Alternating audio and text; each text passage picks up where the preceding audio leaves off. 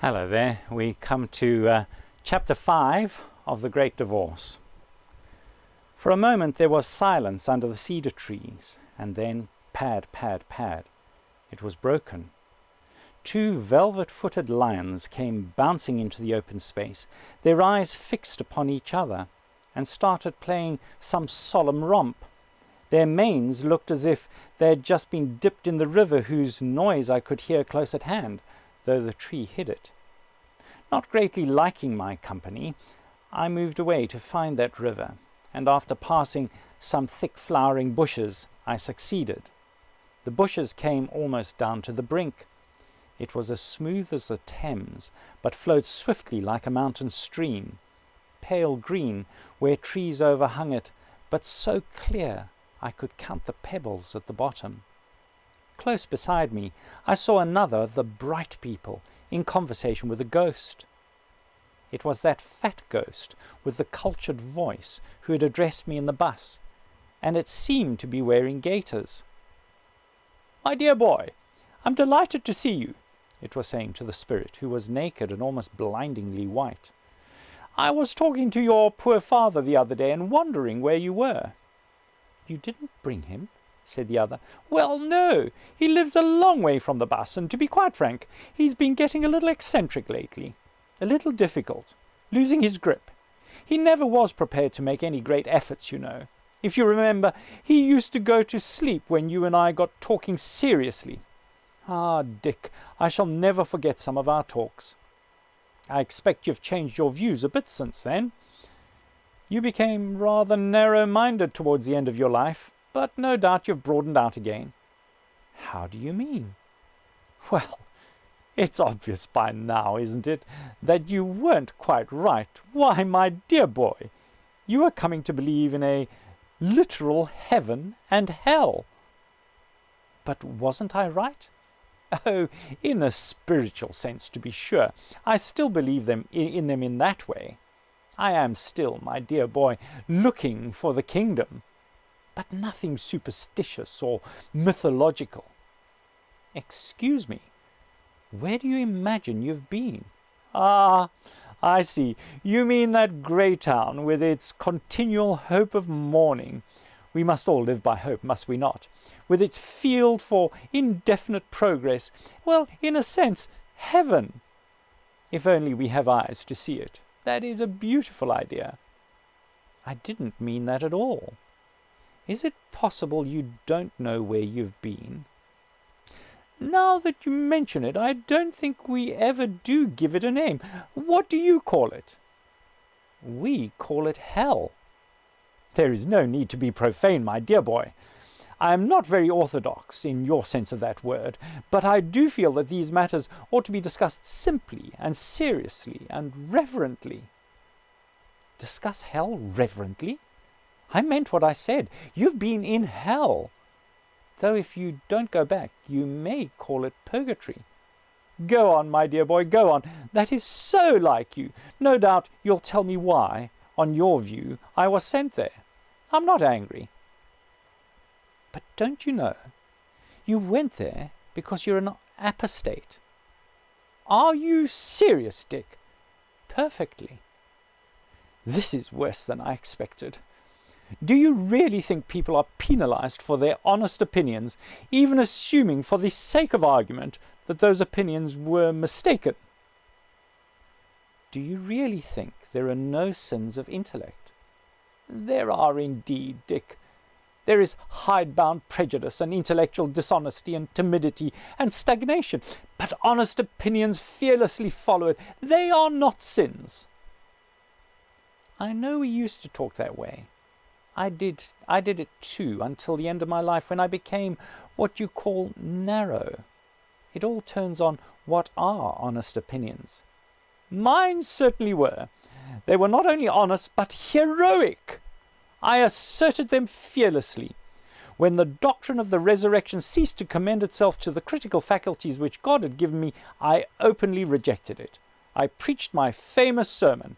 I defied the whole chapter. I took every risk." "What risk? What was at all likely to come of it except what actually came? Popularity, sales for your books, invitations, and finally a bishopric. Dick, this is unworthy of you. What are you suggesting? Friend, I'm not suggesting at all. You see, I know now. Let us be frank. Our opinions were not honestly come by.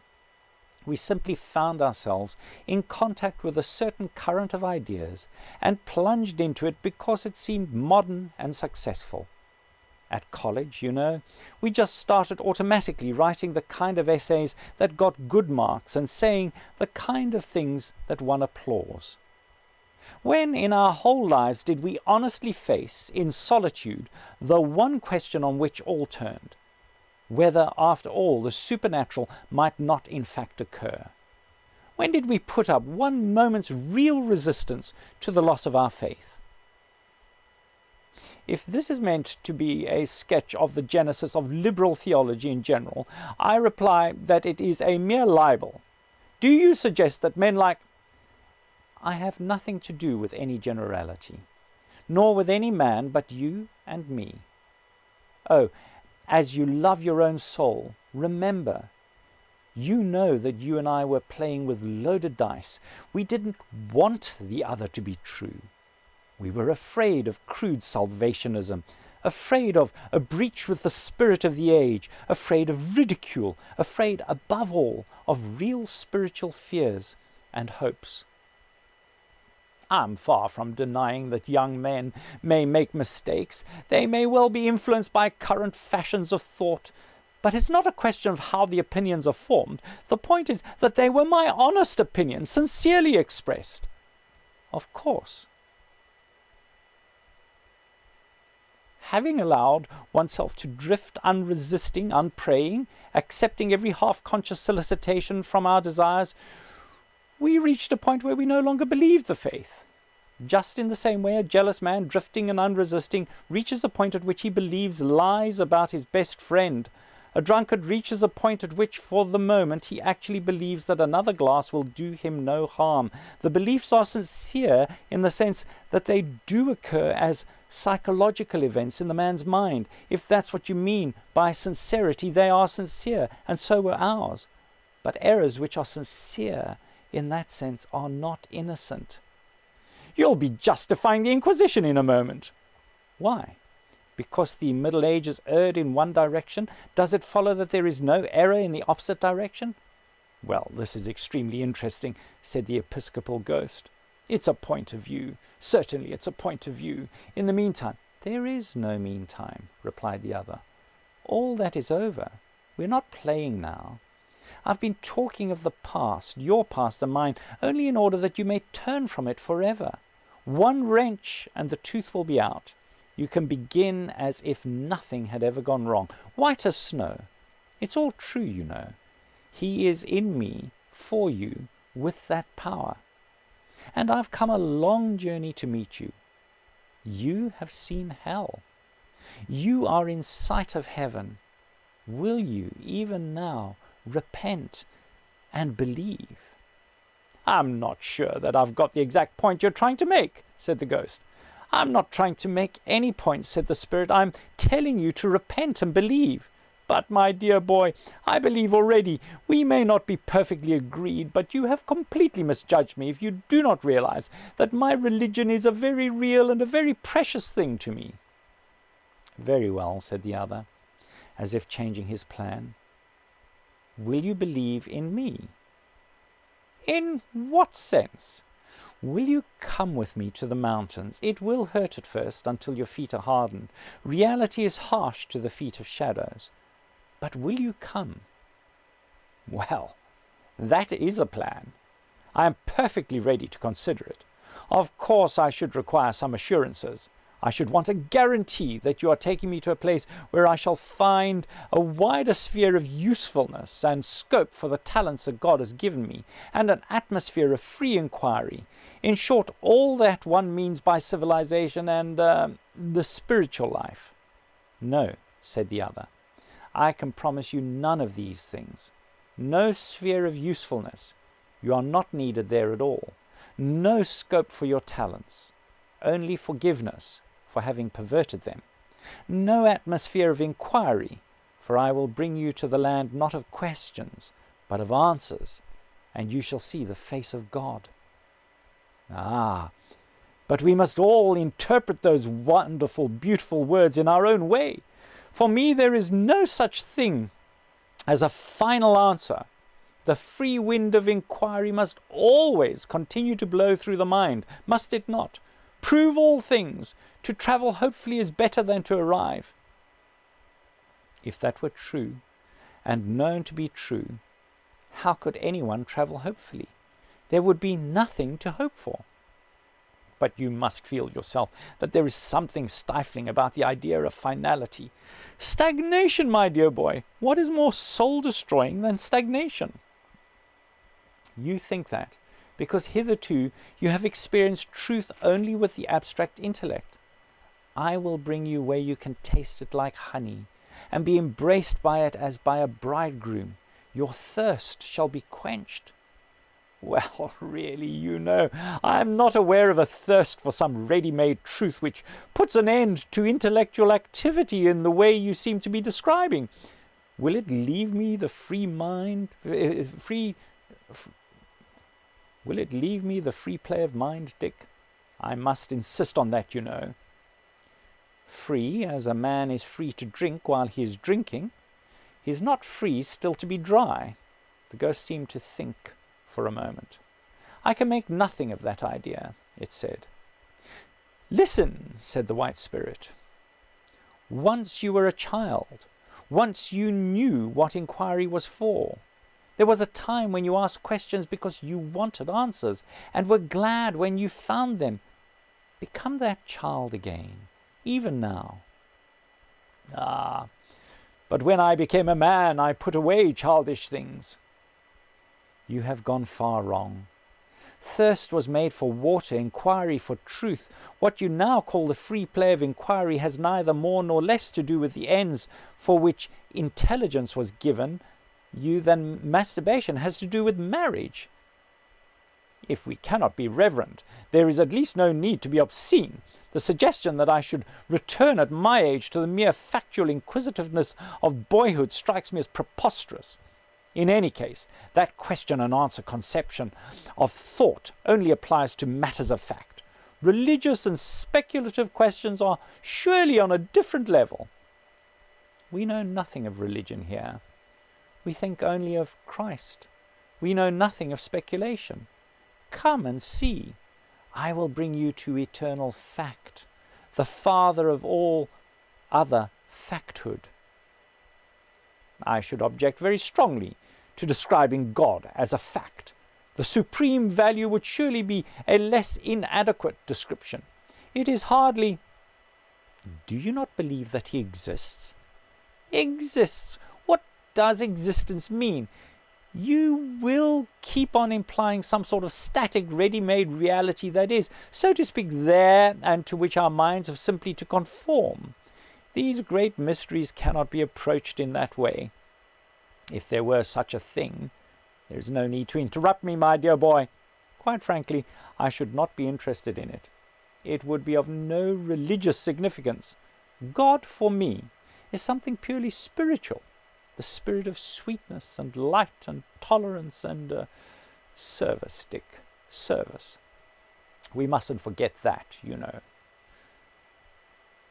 If the thirst of the reason is really dead, said the spirit, and then stopped as though pondering.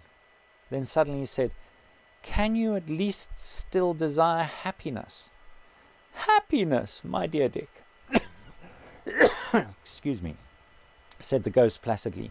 Happiness, as you will come to see when you are older, lies in the path of duty. Which reminds me, bless my soul, I'd nearly forgotten. Of course I can't come with you. I have to be back next Friday to read a paper.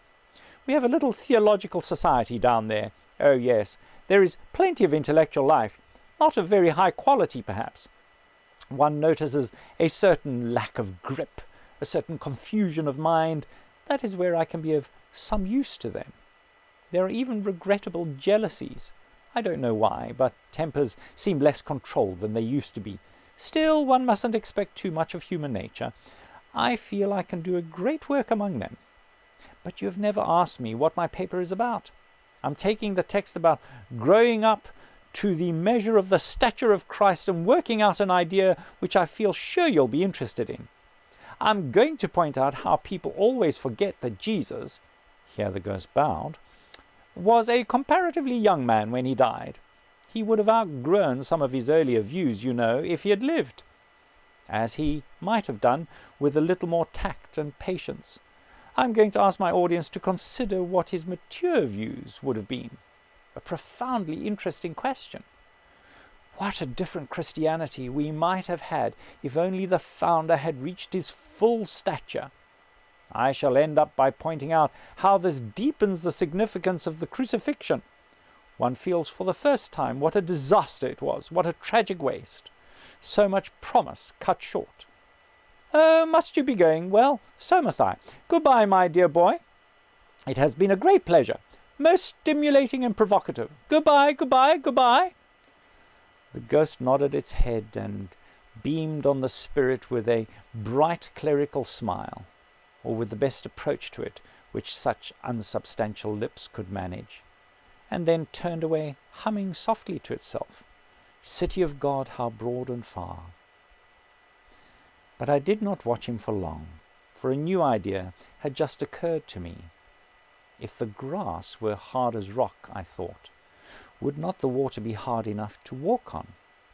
I tried it with one foot, and my foot did not go in.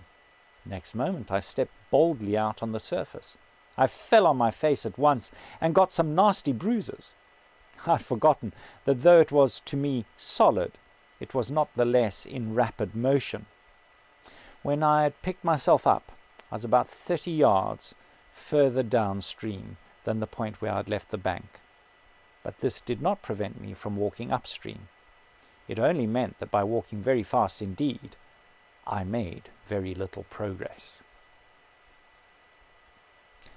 Chapter 6. The cool, smooth skin of the bright water was delicious to my feet, and I walked on it for about an hour, making perhaps a couple of 100 yards. Then the going became difficult. The current grew swifter. Great flakes or islands of foam came swirling down towards me, bruising my shins like stones if I did not get out of their way. The surface became uneven, rounded itself into lovely hollows and elbows of water, which distorted the appearance of the pebbles on the bottom and threw me off my balance, so that I had to scramble to shore. But as the banks hereabouts consisted of great flat stones, I continued my journey without much hurt to my feet. An immense yet lovely noise vibrated through the forest. Hours later I rounded a bend and saw the explanation. Before me, green slopes made a wide amphitheatre, enclosing a frothy and pulsating lake into which, over many coloured rocks, a waterfall was pouring. Here once again I realized that something had happened to my senses, so that they were now receiving impressions which would normally exceed their capacity. On earth such a waterfall could not have been perceived at all as a whole. It was too big. Its sound would have been terror in the woods for 20 miles. Here, after the first shock, my sensibility took, both as a well-built ship takes a huge wave. I exulted.